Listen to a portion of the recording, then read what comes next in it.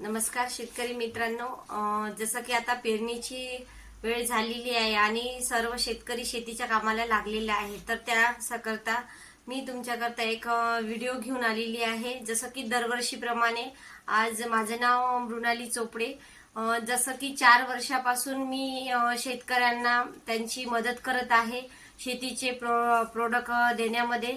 तर बघा शेतकरी मित्रांनो, आजकाल जमिनीची सुपीकता जी आहे ते दिवसेंदिवस आपण जे केमिकल युक्त म्हणजे फवारण्या करत आहे त्याच्यामुळे कमी झालेली आहे आणि त्याचाच परिणाम असा की उत्पन्न सुद्धा कमी व्हायला लागलेले आहे. तर त्याच प्रॉब्लेमचं सोल्युशन घेण्यासाठी मी आज आपल्याला एक इथे काही माहिती देणार आहे.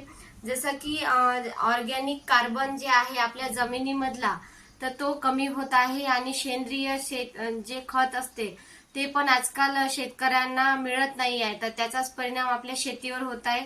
तर याच्यावर सोल्युशन म्हणून, याच्यावर उपाय म्हणून मी आज तुम्हाला काही थोडी माहिती देणार आहे जमिनीविषयी आणि आपल्या पिकाविषयी. तर पहिल्यांदा आपण हे बघूया की आपल्याला जमिनीचं सुपीकता कशा पद्धतीनं ठेवता येईल. तर त्याबद्दल आपण इथे माहिती बघू. बघा, हे दोन इथे मी कार्डबोर्ड घेतलेले आहे, ज्याला आपण पृष्ठ म्हणतो. तर बघा शेतकरी मित्रांनो, जसं हे कार्डबोर्ड आहे तर जमीन म्हणून मी इथे यूज करत आहे याचा. आणि जेव्हा पाऊस येतो तर जमिनीचा जो वरचा भाग राहतो तो खूप कडक राहतो. त्याच्यामुळे काय होते की जे वरून येणारं पाणी आहे, पावसाचं पाणी, ते मोठ्या प्रमाणात शोषल्या जात नाही आणि जमिनीची जो कडकपणा आहे तो तशाच पद्धतीनं टिकून राहतो. आणि जमिनीचा जो कडकपणा आहे तो टिकून राहिल्यामुळं जमीन चांगलं पाणी शोषून न घेतल्यामुळं जे पिकं आहे तर ते त्याची मुळं खोलवर जात नाही आणि त्याचाच परिणाम असा होतो की आपल्याला चांगल्या पद्धतीनं पीक मिळत नाही. तर आपण आता इथे बघूया. तर इथे मी 2 कार्डबोर्ड घेतलेले आहे आणि हे जे आहे पाणी घेतलेलं आहे, साधं पाणी. तर बघा आता या माझ्याकडे 2 ग्लास आहे. तर या दोन्ही ग्लासमध्ये मी पाणी टाकलेलं आहे आणि आपण आता ही माझ्याकडे अप्सा 80 आहे, जे शेतीसाठी 22 वर्षापासून यूज केल्या जातं आणि 4 वर्षापासून मी खूप साऱ्या शेतकऱ्यांना देत आहे आणि त्यांचे रिझल्ट पण खूप चांगले आहे. तर बघा आता माझ्याकडे ही अप्सा 80 आहे. ही एक म्हणजे टॉनिक म्हणून काम करता. तुम्ही कोणत्या याच्यामध्ये टाकू शकता, ते फवारणीमध्ये टाकू शकता, बियाण्याला लावू शकता. जर चिबडची जमीन असेल तर त्याच्यासाठी सुद्धा याचा वापर केला जातो. तर बघा शेतकरी मित्रांनो, आता मी हे एकदम कमी प्रमाणात घेतलेलं आहे. बस 2-3 थेंब मी याच्यामध्ये टाकलेले आहेत असे.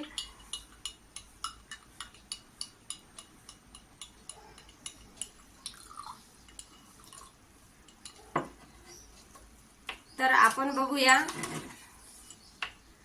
हे जे पाणी आहे, आता या पृष्ठावर मी साधं पाणी टाकत आहे.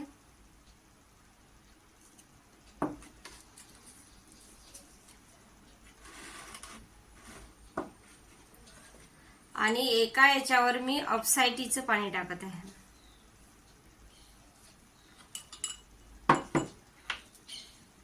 आता तुम्ही बघू शकता, एक हे साधं पाणी आहे आणि हे अप्सा 80चं टाकलेलं पाणी आहे. तर बघा आता याच्यामध्ये काय फरक दिसत आहे आपल्याला. जर वरून पाणी आलं आणि साधी जमीन आहे तर ती पाणी ऑब्झर्व करणार नाही, कारण जमिनीमध्ये कडकपणा खूप मोठ्या प्रमाणात आलेला आहे. बघा हे, आणि इकडे बघा जमिनीची जे लेयर आहे ते पूर्ण निघालेली आहे आणि पाणी जे आहे तर ते पूर्ण आतमध्ये शोषून घेतलेलं आहे. जर पाणी आपलं जमीन, जर तुम्ही फवारणीच्या आधी, धान्य पेरायच्या आधी जर तुम्ही पाणी म्हणजे एक पंपामध्ये जर 20 ml आपलं अप्सा 80 टाकाल तर त्याचा परिणाम असा होईल की तुमची जी जमीन आहे ते येणाऱ्या पावसाचं पाणी भरपूर प्रमाणात शोषून घेईल, म्हणजे 30% पाणी ऑब्झर्व जास्तीत जास्त प्रमाणात करेल. आणि इकडे बघा आता इथे आपल्याला फरक दिसत आहे. आता इथे खूप कडकपणा आलेला आहे.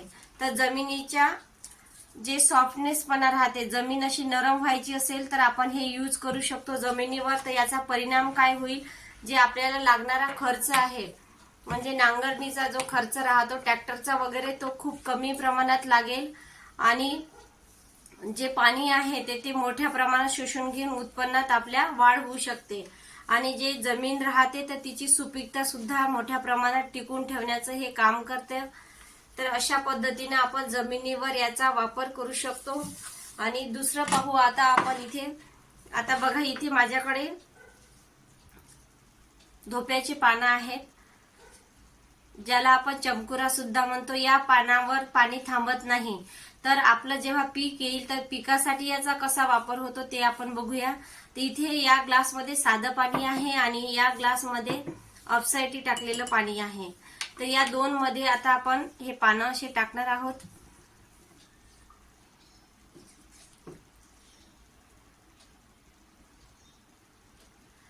बघा शेतकरी मित्रांनो, आता हा जो याच्यावर जे पाणी हे केलं होतं ते जमा झालेलं नाही आहे, म्हणजे पूर्ण पान तसंच्या तसंच राहिलेलं आहे।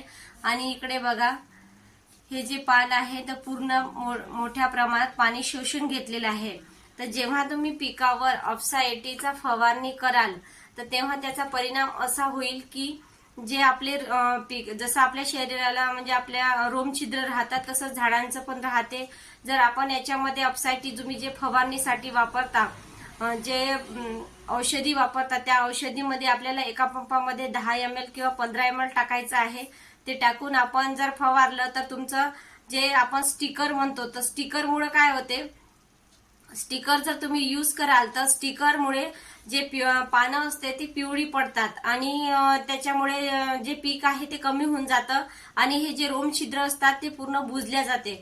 पण आपण जर अपसाईटी स्टिकरमध्ये सुद्धा यूज करू शकतो, त्याच्यामध्ये जर आपण टाकलं तर काय होईल, याचे रोमछिद्र पूर्ण बुजणार नाहीत आणि पानं पण छान राहतील, हिरवेगार राहतील आणि पीक पण चांगलं येईल। दुसरं गोष्ट म्हणजे जेव्हा तुमच्या शेतामध्ये अळ्या वगैरे पडतात किंवा कोणतं कीटकनाशक म्हणजे असा पिकावर हल्ला करतो तर त्यासाठी सुद्धा आपण याचा वापर करू शकतो।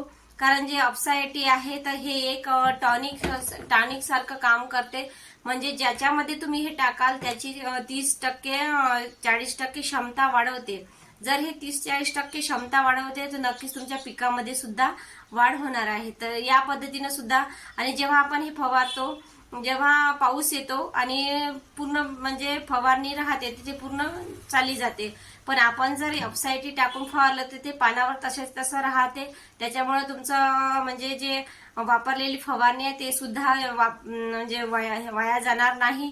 दुसरी गोष्ट म्हणजे जेव्हा ते खाली पडते तर जमीन सुद्धा सुपीक राहील, तर म्हणजे शेतकऱ्यांना जे खर्च येतो तर तो खर्च सुद्धा मोठ्या प्रमाणात कमी होतो, म्हणजे तुमचं 30 ते 40% खर्च सुद्धा कमी होईल आणि तुमचं पीक सुद्धा चांगलं राहील। तर अशा पद्धतीने आपण याचा यूज करू शकतो। याचे फायदे भरपूर सारे आहे आणि गेल्या 4 वर्षापासून मी शेतकऱ्यांना देत आहे आणि ज्यांनी पण एकदा यूज केलेला आहे तर त्यांनी पुन्हा माझ्याकडून मागवलेला आहे। तर अशा पद्धतीने तुम्ही सुद्धा यूज करू शकता आणि मोठ्या प्रमाणात त्याचा लाभ घेऊ शकता। याचे एक नाही तर खूप सारे फायदे आहे, कारण हे 22 वर्षापासून यूज केलेलं गेलेलं प्रोडक्ट आहे आणि याची जी क्वालिटी आहे तर ती 22 वर्षापासून जशीच्या तशी आहे। त्याच्यामुळं शेतकऱ्यांचा फायदाच होईल नक्की जर आपण इथे याला यूज कराल तर बघा मित्रांनो, जर कुणाला पाहिजे असेल तर मी कॉन्टॅक्ट नंबर इथे माझा दिलेला आहे, तर तुम्ही कॉन्टॅक्ट करू शकता। याचे फायदे मी एका व्हिडिओमध्ये नाही म्हणजे सांगू शकत, तर मी याकरता नेक्स्ट व्हिडिओ पण बनवणार आहे ज्याच्यामध्ये मी तुम्हाला शेतकऱ्यांना याच्याबद्दल फायदे कसे आहे, कशा पद्धतीने वापर करायचा, ठिबक सिंचन असेल तर कसा यूज करायचा, साधं पाणी पाटाचं पाणी असेल तर कशा पद्धतीने यूज करू शकता आणि पंपामध्ये कशा पद्धतीने यूज करायचा। आणि जर तुम्ही आता धान्य लावत असेल तर धान्याला सुद्धा तुम्ही हे लावू शकता, म्हणजे 1 किलोला फक्त 5 ml एवढंच लावायचं आहे आणि 2 तास आधी हे लावून पेरणी करायची आहे। जेव्हा तुम्ही असं कराल तर काय होईल, जेव्हा कधी कधी काय होते की आपण पेरणी करतो आणि पाऊस येत नाही, तर त्याच्यामुळे काय होते, आपलं धान्य खराब होते आणि आपल्याला पुन्हा ते टाकावं लागतं। तर त्याच्यापेक्षा आपण जर हे लावून हे केलं तर 3 ते 4 दिवस तुमचं धान्य सुद्धा तसंच राहील, तुमचं जे बीज आहे ते तसंच राहील आणि बीज तसं राहिल्यामुळे काय होईल की जे तुम्हाला जो खर्च आहे तो टळेल तुमचा आणि धान्य सुद्धा चांगलं राहील। जे म्हणजे तुमचे जे प्राणी राहते ते खातात तर ते सुद्धा खाणार नाही तुरीला वगैरे, तर अशा पद्धतीनं खूप सारे याचे फायदे आहेत. तर नेक्स्ट व्हिडिओमध्ये याचा वापर कशा पद्धतीनं आणखी कशा पद्धतीनं करायचा हे सुद्धा मी सांगेन. So thank you.